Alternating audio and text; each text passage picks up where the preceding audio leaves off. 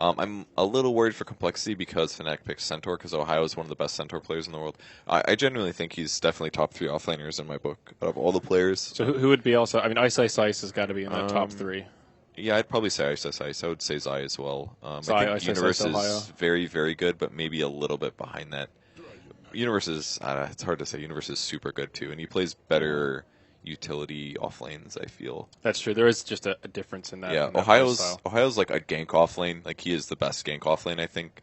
Yeah, I mean, when I first started seeing Ohio when he started really rocking my world was that Nature's Prophet with his like TP first, put wards down, just the way he plays the hero, much more aggressive, gank oriented, support the other lanes rather than the more bulldog kind of split pushy style. I don't even think I've caught that him playing Prophet. I know he does has a Prophet set. I haven't watched him. He's serious, man. So Dragon Knight, the final pick for Fnatic. That'll be their mid laner for Mushi. Pretty tanky team here for Fnatic outside of that of the Crystal Maiden. So they've got some sieging power now. I think that's smart against a Razor as a carry because Razor is a medium damage carry.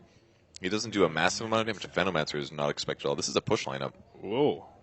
Who's going to get the mech? Is it Enigma or is it Razor? I think probably the Enigma now that Ziz is taking the Razor, though. So mid Veno, I'm guessing. Yeah, Swindle will take the Veno. Okay, this is really different from Complexity. And, you mentioned during the draft in Game 1 of this second heat here that this is a time where Complexity has the luxury of being able to experiment a little bit because there's less pressure. Mm-hmm. Now that they already won a game in this series, they are completely safe. There's no chance of them not being top 4. So if they lose this game, it's really not the end of the world. So perhaps this is part of some of that experimentation. We have not seen much Veno this tournament. I'm honestly not quite sure what to make of this final pick Veno. It's kind of bad versus Centaur because he can just ult through Gale. So even if you Gale somebody pre-BKB, it doesn't counter you in that way. Mm-hmm. But this is definitely a very good push lineup, I think. Tusk can initiate with a Blink Dagger. If things go bad, you can always Song, and that's really important when you have a push lineup because if things go bad and you get 5-man wiped, often that's the advantage you've been working for all game. So I think the Naga fits into this pretty well. Enigma's great at pushing. Veno's good at pushing. Razor's good at pushing. Look at this. Ohio buys a smoke and sentry wards as well as observers straight away. He is there so fast. So I'm glad I brought up that Nature's Prophet TP into the jungle because he'll go teleport level 1 and put very aggressive wards down him. These are atypical spots to block out the camp and try and slow down this Enigma. Sentry ward here and then just some vision into the mid. Too? That is really mean. All of these wards will block, and these are pretty good spots too. The one on the high ground over by the large camp is great. Mm-hmm. The sentry in the medium camp might get denied, but they're checking for camps. They didn't find anybody. They even put their observer on the high ground. Oh, it's within vision. They can kill this if they get vision of it. Mm-hmm. I don't know if they can, though. They might have to be higher. Oh, final breakout. They bump right into Mushi. This is an easy first blood. The ice shards from Tusk completely block him out, and it will be the Naga Siren that gets the bonus gold. So, well, started off as a great start for Fnatic, but Complexity, they make up for it with the first blood. Fnatic was ready to fight that. Johnny got a 4-man decay. He's like, let's fight. I'm ready. I'm going to hit you guys for 78 damage, and I'm going to keep decaying. But that Ice Shards, it just completely said, all right, Rumble time, baby. Yeah, pretty good spell, that Ice Shards. So he actually loses gold there, because that's all unreliable. So his bottle is now delayed. He went 2 Ironwood branches. Oh, my. That's actually a huge kill. Wow. This is going to be rocky for Mushi. Dragon Knight's one of those heroes that delayed bottle is pretty costly. He will be able to get this bounty rune, and they will deward this. So that'll give Complexity a little bit of intel that there is a sentry inbound. They'll know it's blocking this camp, but still Fnatic get an observer ward out of it, so not all bad. Will Z-Freak aggressively jungle? Ketchikimba blocked out by Ice Shards again. Moon will at least be able to get some good right clicks in and win this right click battle. Flies on his way as well. Nova? He's going to be able to kill him. Oh, this is so great. Complexity off to an amazing start this game, Purge. That seemed like a pretty big mistake there from Crystal Maiden. Not only did he miss his Nova on 2, he could have gotten Frostbite, and now he can't even jungle with Frostbite because he grabbed Crystal Nova. I mean, he's aggressively tri-laning and all, but now he can't even get that free experience. I think that was just a huge mess up there. He got blocked in, could have just frostbit him, waited a second and a half, and then ran straight left. But he tried to Nova both, and maybe Moon blocked him or something like that. I'm not quite sure, but that seemed like a weak play from Crystal Maiden that put him in a bad spot. Fly might actually die here. He's in a lot of trouble. Johnny, he'll have another decay in about 4 seconds, but not going to be able to do it. Now Moon Meander with another set of beautiful ice shards blocks out KYXY, and what started as a lot of damage onto Fly ends up being a pretty even exchange. Moon wants this, tanks most of the rocket barrage. Crystal Nova will finish him off. Fly might still be able to find the recovery kill. He does have a movement speed edge, but just can't quite close the gap. Now he's on the run. It's overcommitment after overcommitment here. Yeah, Fly ends up staying alive at least, but I thought he was going to be able to get that kill because he has boots, but the Nova just completely slowed him down. Yeah, smart play from Z-Freak here, though, seeing all of his camps blocked out. Not too many choices, but he will rotate into the enemy jungle, Ohio, killing a couple Eidolons here. Well, more than a couple, actually. The entire pack of Eidolons. They were almost dead, though, so it's not the worst thing in the world, but it's still level 1 on Enigma, so this is very tough. Yeah. Trading an off lane for a forward position is not terrible, though. He's going to come forward and, deny from his creeps. I like this a lot. Because it's not like he wants to steal last hits from the Razor, and it's a weaker push, and he killed the range creep. So this wave will now push. He's going to be contested by the Centaur, but he's able to get his farm. Okay, so this aggro tri-lane from Fnatic off to an okay start. They got that first kill, and this Gyro is farming pretty nicely, but it's only a Tusk here, so I think Moon's okay with not getting a huge amount of farm out of this lane if it means that the Enigma can farm nicely. Their off-lane Razor will be able to get some farm, and so far so good in the mid lane for Swindle. He is out farming the DK by just a couple of creeps. And he's a much bigger threat as well, because every time that Mushi comes up, he can just Gale him like this. And he's got 2 points into it. Gale is one of the best scaling magic damage spells in the entire game. It does tons of damage. At level 4, it does something like 500 or 600 magic damage for a basic skill. Wow, it's right. Amazing. Because every 3 damage you take a proc, so you take like 5 of those. It's like 500 or 600 damage. It's incredible. Okay. Yeah, Venom mid. I'll be curious to see what build Swindle goes for. Venom's one of those heroes that if he gets an early Midas can really ball out of control. If he can stay an item up top, I'll hold that thought that was Fly initiated on again. Tombstone comes out. Zombie's doing a lot of work here. Dodge. Good work with those mirror images, but it's not enough. Ketchy Kimbo will secure the kill.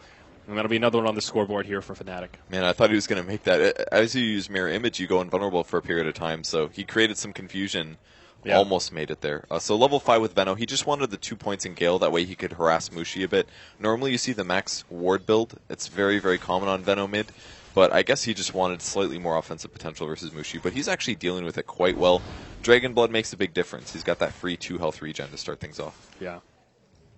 So anyhow, if Veno can get that item advantage up against the opposition, man, an early blink Aghanims, the damage output can be nuts if you can get it before like a pipe comes out or something like that. And even if they have BKB on a hero like Dragon Knight, as soon as the BKB ends, the Venomancer ulti starts ticking again. So they buffed it a couple times so it can actually apply through that. Right. It just doesn't do the damage while you're magic immune. Yeah, no longer cleanses it. That's the big thing. Ohio doing some crafty plays here, though, Purge. He's pulling this creep wave into the jungle so that he'll find some place to farm. I think he just did this because he wanted to go get the rune as well and not miss out on experience. So he just brought the wave with him for later. Okay. Just a little creep snack. Not a bad way to do it. Yeah. A little farm for himself. Swindle's in a lot of trouble here. Ketchy Kimbo wraps around the backside, and that's an easy pick off there on the Venomancer. Huh. He actually got spotted out by Naga Siren, but I guess they just assumed that they wouldn't wait that long for the kill. But they stuck out the hold, and they get it. And that's one of the problems with Venom mid, is that you're very vulnerable to ganks. And sometimes you get ganked too much, and it really affects your game. But if you do have a good game in the mid game, or in the mid lane, you can kind of get insanely farmed on Venom. So these ganks are super important. Yeah, how's our Enigma doing here? Halfway through level 4. Z-Freak definitely not jungling as quickly as or as well as you would expect, but that's kind of a byproduct of all of his camps being blocked out and having to play around with this Centaur who's constantly been leeching his XP and killing off these Eidolons pretty much whenever possible. I feel like Ohio's done a pretty good job keeping tabs on Z-Freak, maximizing his farm, and not giving this Enigma any undue space. Ooh, and they're going to set up a gank on him here. They put the ward down so they block the large camp and see where he's farming. Ohio goes to the tower, so it's not too obvious. Are they going to try to get Razor? They could. He's at about 600 HP, but their damage isn't that high. Level 1 Double Edge, Level 2 Hoof Stomp, and Level 1 skills in both the CM's abilities. I think the best kill is Enigma here, but they've just got to find him. They see the Eidolons, I think. Oh, this is the opportunity they've been waiting for. Z-Freak goes one way. Ketchy Kimbo's right there. Sets it up for Ohio. Connects with his combo. And that'll be the rotation to finish him off. Now a killing spree for this Crystal Maiden. Ziz comes in. He's going to leech a lot of damage here. Up to plus 56, plus 70, plus 84. He just needs one more auto attack. But he can't quite do it. Should he turn? He gets the little zombie. And he's going down. He just needs to try and run for it. Double edge won't let it happen. Yeah, he almost got away and was able to salve there, but unfortunately the Enigma just ate it pretty much. Maybe if he had a Midnight Pulse, he could have lived there by breaking the trees and just getting out of there, but that was a really nice executed gank, and they're reading their opponents. But on the bright side, it's 6 minutes. Enigma can now shift to his jungle because any wards that have been placed in their jungle are gone. So his levels are behind where they should be. Normally you can hit 6 minutes at about, or level 6 at 4.5 minutes, but he's going to be able to catch up now and farm whatever items his team needs. Yeah, especially on Dire side, if Enigma is just left completely unchecked to his own devices, he should be able to farm at the same rate as the mid laners, if not a little bit faster, depending on how many rotations come towards the mid lane. So, all things considered, Z-Freak handling himself very well here. Level 5 has the Soul Ring and a smoke, so he'll be ready to rotate as soon as he gets that black hole and look to find a kill somewhere. Ohio TPing in the mid lane to sap his fast level 6. They'll go for a smoke on Mushi as well as Crystal Maiden. And 2 points in aura here, so a normal Crystal Maiden. Are they trying to get another kill on the Razor? This would be really big. They're ganking so much better than Complexity is this game. Yeah, absolutely. They are holding on, Complexity holding on to a very minor gold edge, but you'd expect it to be a lot more when you have a dedicated jungler. Yep, snowball forward, KYXY, queues up the call down, will connect on both. Ooh. Both will hit, but Ziz taking all that damage. Just a few more whips. Oh, they're too slow. They can't do it. CM's here. Turn. Maybe they can turn. Frostbite now right into the rocket barrage. Mushi will finish him off with a breathe fire. Moon Meander on the run. Mushi looking for the dragon tail. Can he close the gap? He's thinking about, he gets caught. The gap has been closed. Snowball. Oh, can they turn this under the tower? Moon with limited options here. He does have a Walrus Punch. There it is, but Mushi just a bit too tanky as that Dragon Knight. And they'll get a few kills out of it. Meanwhile, in the top lane, Johnny and Fly going blow for blow. Fly on the run. Will the Naga be able to slither away back to safety? It looks like it. The stick charge is just barely enough. He's got a couple zombies left, but he'll turn, finish them off, and he will live. Yeah, Johnny maybe could have chased that and gone for the last decay, but it was so dangerous. And as soon as he backed off, Fly easily survives. If he would have gone for that kill, he may have ended up feeding one, and probably not worth it in the end.